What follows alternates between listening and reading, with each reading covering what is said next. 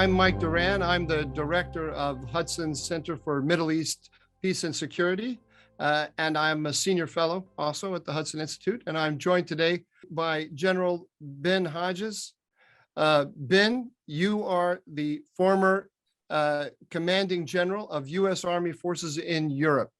And that makes you, I think, supremely qualified, more qualified than any other American, to explain to us what is happening today in Ukraine.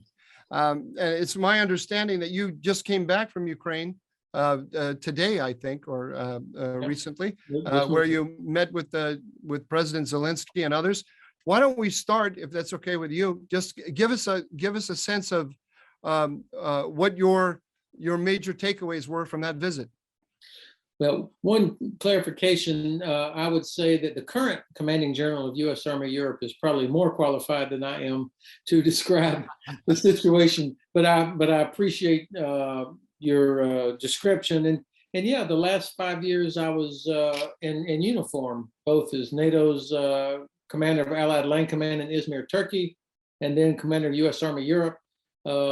We focused so much on the Baltic region and on the Black Sea region. And of course, Russia's invasion of Ukraine in 2014 began while I was leaving LANCOM, coming to U.S. Army Europe.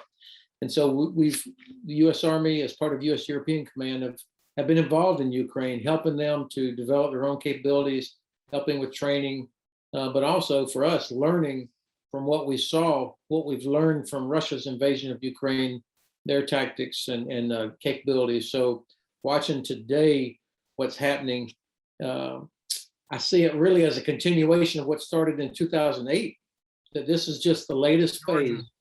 That's right, with the invasion of Georgia, they still occupied 20% of Georgia. They then supported the Assad regime. They saw that we didn't do anything after the Assad regime used chemical weapons, jumping over the president's red line, and they invaded Ukraine and still there. So that's the situation we face now. I was there for 2 days in Kiev as part of a delegation with 5 former ambassadors, people well known to your audience: Ambassador John Herbst, Bill Taylor, Sandy Vershbow, Marie Yovanovitch, and Steve Seifert, plus retired General Phil Breedlove, former SACURE. That was our delegation, and the indefatigable Melinda Herring of Atlantic Council. So we were there for the purpose of providing assurance to our Ukrainian friends, to gain better understanding of what's the mood in Kyiv, what do political leaders there think, what do the ministers think, and also to press. I mean, there have been some issues, as you know, disagreements between the White House and the Zelensky government about the nature of the threat, about what's happening, and so we were there to talk about that. 3 things, the main things that I took away from there. First of all, President Zelensky is not confused about the threat. I had the chance to meet with him personally, along with 2 other members of our delegation. He is not confused at all. He knows how serious this is, how dangerous this is, and he is committed to that. The difference, of course, between what he's seeing and doing and what the White House and the Pentagon are saying and doing is in the nature of this threat. How would a new Russian offensive manifest itself? He thinks, and frankly, I tend to agree, that it's not going to be this massive assault coming in from all directions. It'll be bad, but it's going to be probably limited objectives that are more sustainable as casualties, in which they could stop, they could pause if they needed to. The second big takeaway was that a reminder that Ukraine has not asked for any soldiers. So, when people say, why should we die for Ukraine? Why should NATO soldiers die? He hadn't asked for that. He hadn't asked for a single soldier from the US or anywhere else.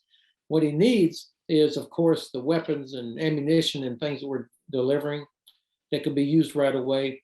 But he also needs financial support. The Ukrainian economy is taking a big hit in the last few weeks, partly because there's so much alarm, and that concerns him. And he knows that they need to grow the size of their military by about another 100,000 troops. in Wow. order to be able to deter Russia on their own, that's very expensive. And so he needs financial support. You said that the Russians are likely to go after limited objectives. What in your estimation is the number one objective of Vladimir Putin? Well, in terms of physical objectives, I think we're talking about the coastline of Sea of Azov, perhaps coastline between Crimea and Kherson on the Black Sea coast, things that can be supported from Crimea itself as well as from ships. And that has the effect of securing Crimea even more, giving Russia total control over Sea of Azov, and wrecking the Ukrainian economy, because it would make it almost impossible for them to export or import anything from the water. And of course, that puts in question, is Odessa, is that within reach? Maybe not this year, maybe so. We can't tell yet. But I think those are the more immediate objectives. Oh, so you would imagine, if you had to guess, then it's going to be kind of salami tactics. He's gonna move in the direction of Odessa, but not actually do a landing in Odessa and try to take Odessa. Well, look, he is the Kremlin has put into place already, this number 120,000 that's out there, that obviously could grow. Russian Navy vessels, in addition to what's already there, other vessels are in the Med coming from the Baltic, headed there presumably. We'll know soon if they've asked for the permission from Turkey to come up through the straits into the Black Sea. So all of this is in place to do a lot, but I don't think that they want to do a lot. Not yet, because of again, the casualties. He can accomplish many of his strategic objectives just by continuing this salami slicing, showing that he can go where he wants when he wants, Right. And that he is going to continue to do everything he can to present Ukraine to the West as a failed state. And also this kind of keeps below some perceived level that might make it difficult for some of our allies to go along with invoking sanctions like you've never seen before. Right. Oh, I see. Oh, that's very interesting. Look, I think you've just, I had a question in my head. I think you just answered it. Let me go ahead and ask it anyway, because I may get a little bit more information out of you. But I'll say, so on the one hand, he doesn't want to, he doesn't want to push the Germans, let's say, totally into the American camp. That's what I hear you saying. On the other hand, though, you mentioned that that President Zelensky wants to increase the size of his military by 100,000. So, if by going in and taking these limited objectives, he creates a very strong will in Ukraine and outside Ukraine to build up the Ukrainian military and to give it new capabilities that could deter Russia in the future, there would be an argument in Moscow to say, let's just go for it now. Let's go all the way to Odessa. Let's take the entire country up to the Dnieper River, and turn Ukraine into a landlocked country like Mongolia, and maybe also like make a push for Kiev as well. So what do you think he and his advisors, if that idea were presented to them, what do you think they would say? I think you answered it, but let's just hear your response. Advisors to President Zelensky or Putin? No, I'm sorry, to Vladimir Putin. What's in his head? Because I mean, the argument would be Ukraine's going to get stronger as a result of what we're doing, so let's just go for it now. Potentially, you're right. I mean, the economic challenges that Ukraine faces, of course, are significant. I mean, I had a chance to speak with some people yesterday afternoon there in Kiev that mentioned that a lot of American companies are reaching out saying, hey, should we start pulling people out? Lufthansa Airlines. My flight this morning, the departure time moved up about an hour and a half in the middle of the night, which was not a pleasant thing to wake up to this morning. But a recent article had come out saying that Lufthansa and other airlines are beginning to look at curtailing their time on the ground, their exposure in Ukraine. Now, I think that's a little far-fetched, but people remember that Russians shot down a airliner a few years ago, and so there is a sense of alarm there. And if Putin can achieve his objective by causing Ukraine to fail just by this continuous pressure, the threat of attack, and they're going through the Ukrainians are going through their financial reserves right now just to keep their currency afloat. Right. They can't last forever like that. So that's why President Zelensky is asking for financial aid, not paratroopers or an armor unit. Now, so I think that the Kremlin, the long-term objective, of course, is to, number one, get the empire back together, not the Soviet Union, but the empire. Right. And first and foremost of those is Ukraine. I think this is part of Putin's psychological mindset, the legacy he wants to be the guy that did that. And also, of course, he's deathly afraid, literally deathly afraid of a color revolution in Russia. So the last thing that they want is for Ukraine to become like Estonia or Lithuania, a democratic, prosperous, free society right on their border. Because what that would do to the population inside Russia. But if he can achieve what he wants just by continuing this strangulation almost, and I had a talk to a very experienced Ukrainian officer last night that I've known for a long time, and I said, how long can the Russians continue doing what they're doing? He said, indefinitely. Right. Oh, I see. Does this explain the difference of opinion publicly expressed between President Biden and President Zelensky?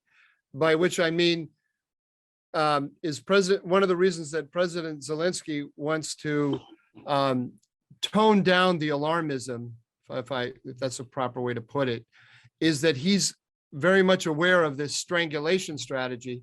He's seeing the immediate impact on his economy, and he wants to keep the support up and reduce the panic. Even though he's aware that Putin has the potential to go for the catastrophic attack if he wants, but he's looking at the effect, the immediate effect of the alarmism on the support and on his own people. Is that what's going on there? Yeah, you said it better than I could have. But yeah, I think that's a lot of what's at stake here. And of course, the Kremlin, they understand this. And they also understand that despite incredible diplomatic effort by the administration, probably the best diplomatic effort, most comprehensive I've seen since 1995 in the Dayton Peace Accords, keeping everybody on side indefinitely is really a challenge. And so there are a lot of things at work here, but I'm not convinced that the Russian Federation forces have the ability yet to carry out this massive assault, to include Kiev and Kharkiv and the coastline, all of these things. I mean, Ukraine is a very large country. It's huge, actually. Right. I saw a map today where somebody had imposed a map of Ukraine on top of Central and Western Europe, and it pretty much covers it. Yeah, so, I tweeted that map out myself. It was really, it's really eye-opening. That's exactly right. So that's useful, because unless you really are familiar with the region, you don't have a feel for the size.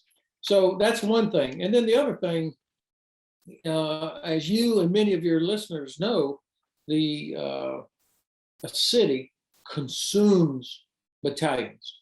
I mean, a large build like a hotel, a major hotel, think of the Hamilton in Washington, D.C. That would take a battalion of soldiers to surround it and then go through and secure every floor, clear every room. And of course, if you're fighting somebody. So the idea that even if they had 100 BTGs, battalion tactical groups, they would be swallowed up inside Kiev. So I don't see this big red arrow arching towards Kiev and rolling over everything. Interesting. And I'm thinking along with you as you're speaking, and I realize that they don't have to take Odessa either in order to neutralize Odessa. Although I don't know what percentage of Ukrainian exports go out of Odessa, but it's some very large percentage. And I'm thinking that they could shut the Odessa down as a center of commerce without ever going in there, just by carrying out. You're exactly right. And of course, if they've already, in effect, they already own Sea of Azov because of that big bridge over the Kerch Straits. And so they can pretty much stop, and they do disrupt traffic in and out of Azov. So Odessa basically is the remaining main port. And of course, the Russian Navy does these periodic exercises where they designate big, huge swaths of the Western Black Sea as live fire training areas. Notice to mariners. Now, you can challenge those things, but that will have a negative effect on merchant ships wanting to go and insurance companies wanting to go up in and out of Odessa. So you're right. And a former senior Ukrainian naval officer told me a couple of years ago, he said he's actually more worried about the Russian companies that operate the port than he is about the Russian Navy. Interesting. That's very interesting. Okay, so let's switch to the other side. You're depressing me here. Can you can you give me any hope? If you're on the Ukrainian side, on the Ukrainian military, looking at this threat, what options do they have? Yeah. Well, first of all, my sense, I'm very confident that Ukrainians will fight. I mean, this is not 2014. They are much bigger, modernized. I mean, better than they were. There's legions of problems, no doubt about it. But this is a different force than 2014, and you've got a growing territorial defense force also that is very, very, very early in its development. But nonetheless, you've got tens of thousands of people stepping forward that want to be in the territorial defense force. There's nothing romantic about this. I mean, there will be a lot of people killed and lose everything if there is a new Russian offensive, but it's not going to be just driving to Kiev or something like that. It will be a serious fight. And I think what we are all doing now, the delivery of weapons, anti-tank weapons, air defense weapons, ammunition, these kinds of things, these can help. Of course, what would really help would be improving their anti-ship capability. I mean, if there's a way that they can make the commander of the Black Sea Fleet feel very uncomfortable in his own illegal base in Sevastopol, that's a big deal. I mean, that's reachable. And I'm hoping that we and Ukrainians are all working on ways to do that. There's a lot of things you can do other than having your own ships out there, because they are obviously overmatched in terms of traditional naval vessels, but you don't have to have that to accomplish some of the tasks that would need to be accomplished to cause problems for the Russians. Sorry, go ahead. I didn't mean to cut you off. That's okay. I was going to say, of course, once again, we're reminded Ukraine is not an island. It's on the Black Sea. And the failure to have a strategy for the entire Black Sea region is part of the reason why we do not have a good relationship with Turkey, which holds the key to the Black Sea. And if Turkey was more confident in us that we would not leave them hanging, I think they probably would be a little bit stricter on enforcing Montreux and causing problems for the Russians as well. I'll come back to you on that. I don't want to let you leave today without talking to you about two countries. That's Turkey and Germany. But let's stick on the balance of power on the ground first. Okay. You said that we have ways that we could make the Russian commander of the Black Sea Fleet very uncomfortable. Just so I, as a non-military professional, can understand, would that just be missiles, giving them the right kind of missiles that can hit land to sea missiles? Is that the idea? Yeah, they do have a system, I think it's called Neptune, which is a good system for anti-ship, fired from the shore that can hit a ship out at distance. But of course, those will probably be one of the first targets for the Russians for their cruise missiles and whatever platforms they would be using at the beginning. So having enough of these anti-ship capabilities that could survive some losses and still have effect would be important. And now, this is not like handing somebody a rifle. I mean, these are complicated systems. So if the U.S. just said, "Hey, we'll loan you X number of Harpoon or some other type of anti-ship system," there's a training and so on associated with that. I would imagine that all the right people are looking at what is the art of the possible in terms of immediate effect. But there also are other ways: unmanned systems, mines, sabotage. I mean, different things that can be done to affect that harbor. And what's going to be interesting, I think, is if the Russians do decide to do even limiting themselves to amphibious operations, they're going to draw a big giant circle out in international water and in international airspace, telling everybody to keep out. So we have the potential for obviously issues with NATO vessels and aircraft if the Russians decide to try and keep people away from their area of operations, which will obviously be not in Russian territorial water or Russian airspace. So I think there are things that Ukrainians can do, and I hope like heck that we are offering assistance, technical assistance, to do things like that as well. If you were advising the president of the United States, and you could, in the proverbial elevator pitch, you can just make the one or two cogent points to him. What are the things that you would really want to say? Well, number one, continue to make sure that our allies are committed, and everybody has got to stay together. The best chance to prevent this conflict is if when President Putin looks on that video screen and he sees President Biden, in his mind, he also sees Chancellor Scholz, Prime Minister Johnson, Prime Minister Ruda, Prime Minister Draghi. I mean, everybody. Then I think he hesitates. But if he sees just the United States, I think he thinks I could ride out sanctions if it's just the U.S. Now, Boris Johnson is in Kiev right now. That's correct. What is just for our viewers? This is we're taping this on Tuesday afternoon. I'm not sure when this is going to come out, but just so they know what I'm talking about when I say right now. He's there right now. What do you think he's saying to President Zelensky? Well, he's already offered a lot of British financial aid and equipment. Those are the kind of things that Ukraine needs. I would hope that Prime Minister Johnson is also saying, and don't you worry, I know all the top real estate in Mayfair and Belgrave and London that is owned by Putin's friends, and we're going to shut that down. The UK has terrible enforcement of their dirty money laws, and that would be something that would really be very helpful to start squeezing oligarchs who own top property in London.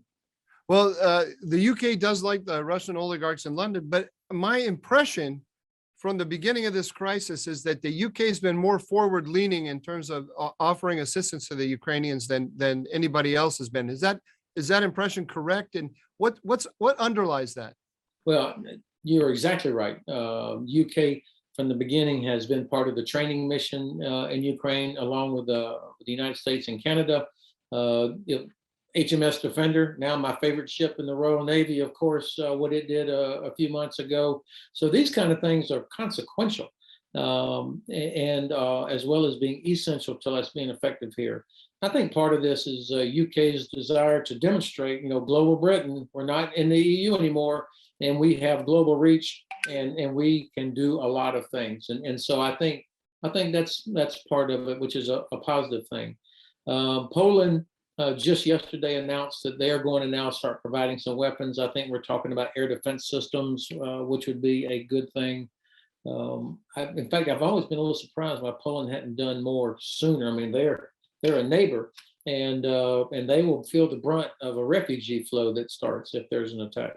Do you? I've been curious about that too, and I don't understand that part of the world well enough. Is that simply because the Poles are afraid of making themselves a target by sticking their thumb in Vladimir Putin's eye, or is there kind of some historical tension between Poland and Ukraine? Well, that's a good question. There is a history back there that goes back, obviously, up to and during the war. But about the western 1/3 of Ukraine actually used to be Poland, just like the western 1/3 of Poland used to be Germany. So, I mean, there is a lot of ethnic relationships and cultural overlap, not all bad. And so I can't answer that. Poland has never struck me as being worried about provoking the Kremlin.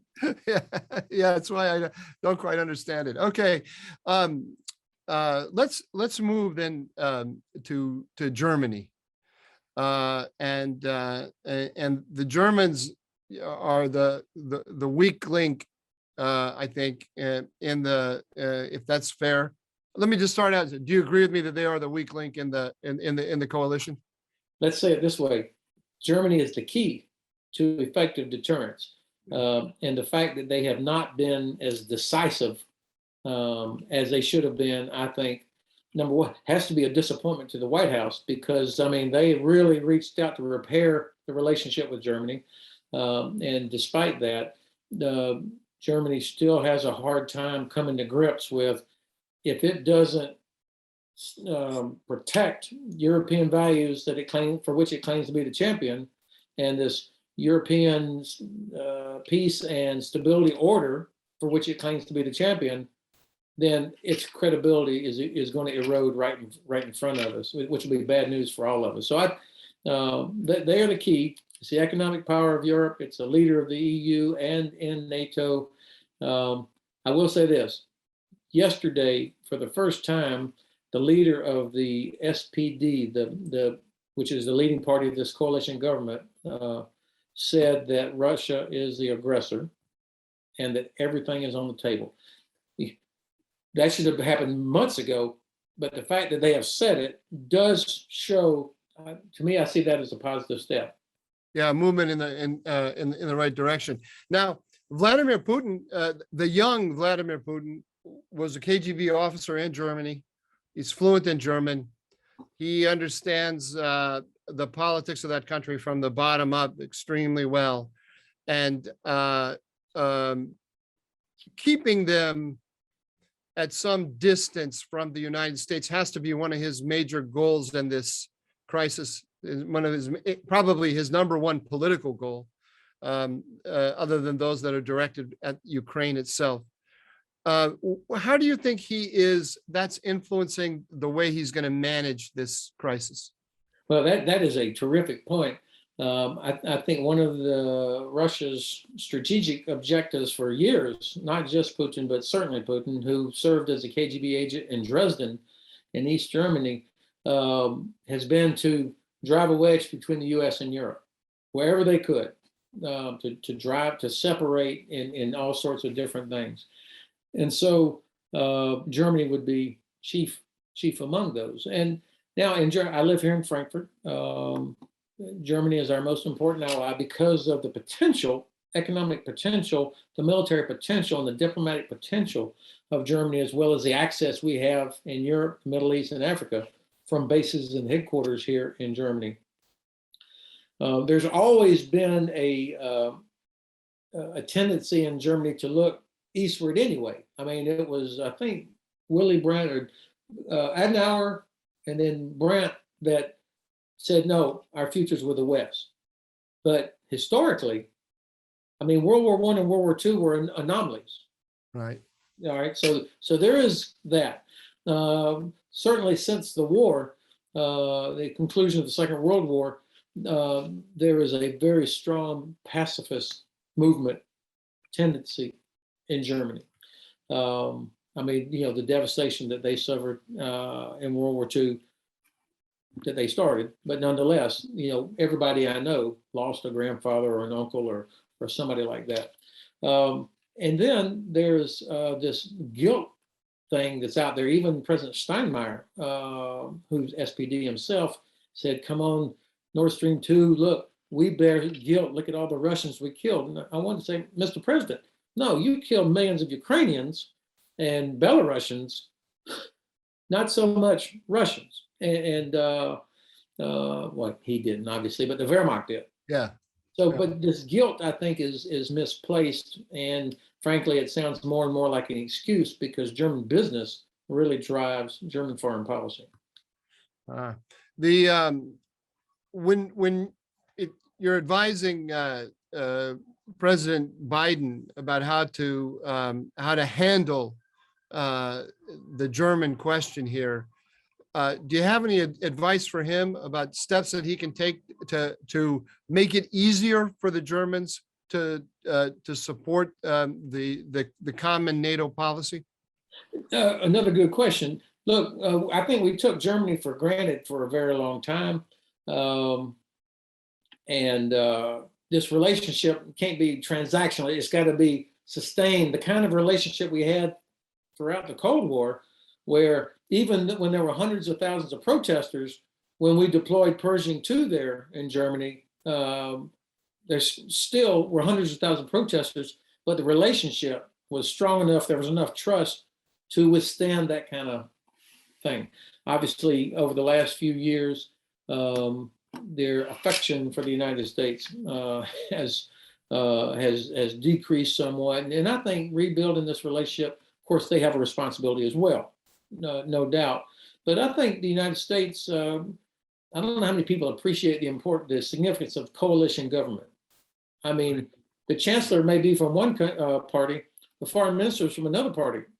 It's not like the chancellor can sack the foreign minister because the foreign minister pursues a different, or if the finance minister is from a different party. And I don't know if we've always understood that when we put pressure on them to do certain things. And how much the Germans value European institutions. Germans don't trust themselves. They lack self-confidence, which is kind of strange. That's why they wrap themselves in the EU and the UN and OSCE, and US unilateral things really goes against the grain with them. Interesting. Let's move then to Turkey. You made a case a minute ago about the strategic importance of Turkey and the potential that Turkey might, or the potential that Turkey has as being a counterbalance to the Russians.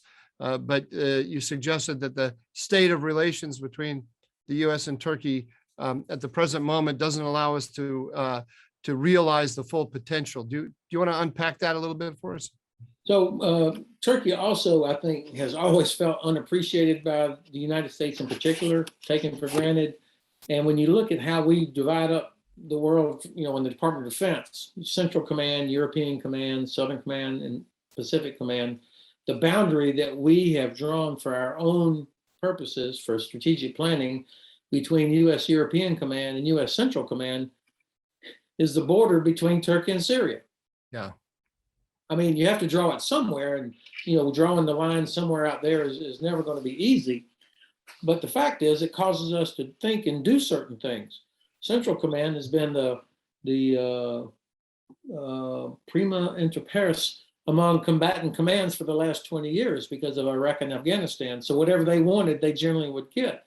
That's how we end up doing something which I think was a terrible mistake, which is arming the YPG to fight against ISIS, which made tactical sense for a brief period of time, but it has caused a serious problem with a strategic ally for tactical benefit. ISIS is not an existential threat to the United States. Russia is. And so I think that's a problem. And I don't apologize or defend some terrible choices that Russia has made. The Erdogan regime is awful when it comes to media and various other things.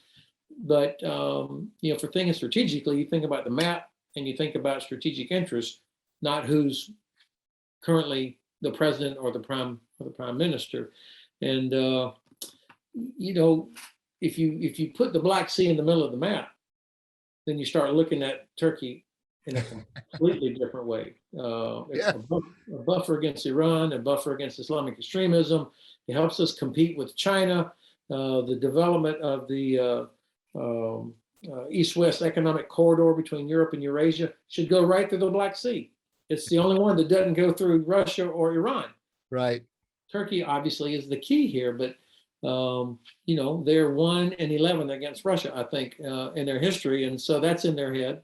And they are so dependent on Russian tourism and Russian trade that they don't have confidence that we would help them if they really did challenge Russia more, whether we're talking about the Straits or other things in the Black Sea region. You mentioned regarding the Straits, you mentioned that they might, under the Montreal Convention, take certain actions. And could you go into detail about that? So, of course, I have Navy friends that are much more qualified to talk about this, but I've been interested in this. Generally speaking, Montreal Convention is to our advantage. Even though it limits what we can do in the Black Sea, it still provides a structure and leverage over what Russia is able to do. And there's one article in particular, I think it's Article 12, that talks about submarines. Under Montreal, which is written in 1936 or agreed in 1936, and obviously naval technology has changed a lot since then, but nonetheless, submarine from the Black Sea can leave and go to another base for maintenance and then return. Well, of course, what the Russians routinely do when one of their 7 submarines in the Black Sea fleet leaves the Black Sea and goes through the Straits, it then does operations for a few months out in the Med, for example, on way to maintenance. Well, that's easy to document. And so Turkey could say, all right, well, we're not going to let that submarine back in, or we're going to stop. That's an example of what I'm talking about, to create a problem for the commander of the Black Sea Fleet. I see. That's very interesting. Now, if you were advising President Biden, and you wanted to say, look, this is a really horrible crisis, but one of the things that we would like to see come out of this is an improved U.S.-Turkey relationship. What are the steps that you would advise him to take in order to improve that relationship? I assume stopping the support for the YPG would be one. Yeah, find out what, or recognize what the things are that are such irritants for Turkey. Even those who are not Erdogan supporters, which is about half the country, are really annoyed about this YPG support. Just sorry if I can interrupt for a second, just for our listeners, I agree with you, of course, 100% on this YPG question. Just so that they understand, the YPG is the PKK. General Hodges, you don't have to sign up for that if you don't want to, but that's my view. It's certainly the view of every Turk, and that, as you mentioned, not just the Turks who support President Erdogan, but all Turks. The PKK, which wants to break off the eastern half of Turkey and turn it into a Kurdish state. So the United States is arming, training, equipping, strengthening enormously the PKK, Turkey's number one security threat, while saying it's an ally. I think I can't emphasize enough how short-sighted. Let's be nice. Short-sighted this policy was. But in addition to that, what would you suggest you do? Number two, I would love to see the president tomorrow step in front of a microphone and say, look, Ukraine is not an island. It's part of a strategically important region for the United States. Important because we have 3 NATO allies there that we have to protect as part of our treaty obligation. There's economic potential. It's a buffer against Iran and Islamic extremism, and it helps us contain what Russia is doing. And the Black Sea is the launching pad for all of Russia's malign activity, not only in the Black Sea region, but also in Syria and in Africa. So we're going to develop a strategy. We don't have it yet, but I have all my best people working on it. And then the third thing he should do is I'm looking forward to visiting President Erdogan in Ankara within the next 3 months. Uh-huh. So, there's a lot of talk these days of restraintism in American politics, and we've got a lot of people on the right and on the left saying that why should we be even involved in the Ukraine question at all? If you wanted to just talk to the average American, the average 18-year-old American who hasn't been following, doesn't understand why any of this matters, how would you explain that to him? Look, this is about values, everything that we claim to care about. Ukraine is a European country.